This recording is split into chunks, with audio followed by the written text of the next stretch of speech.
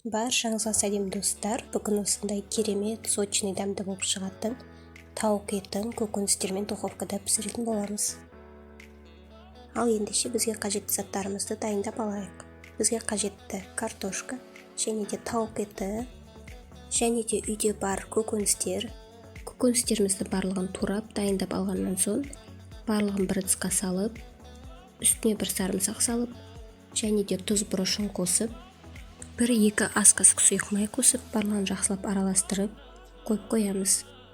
Содан соң тауық етіне бір сарымсақты салып, және де майонез, тұз, бұрыш, тауық етіне арналған қоспа, барлығын салып, жақсылап тұрып араластырып, кішкене мариновать етіп қойып қойсаңыз да болады, немесе бірден пісіре берсеңіз де болады.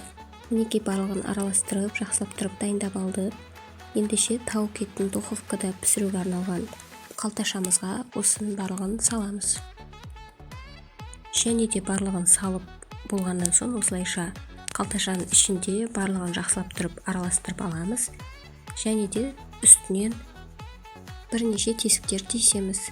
Қыздырып қойған духовкамызға салып 45-50 минуттай пісіретін боламыз.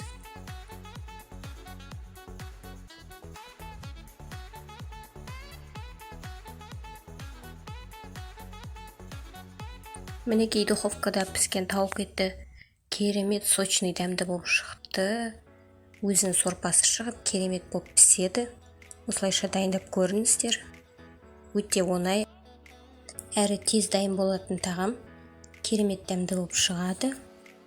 Менің каналымдағы рецепттер ұнап жатса, каналыма тіркеліп, лайк басып, комментарий жазып кетуді ұмытпаңыздар.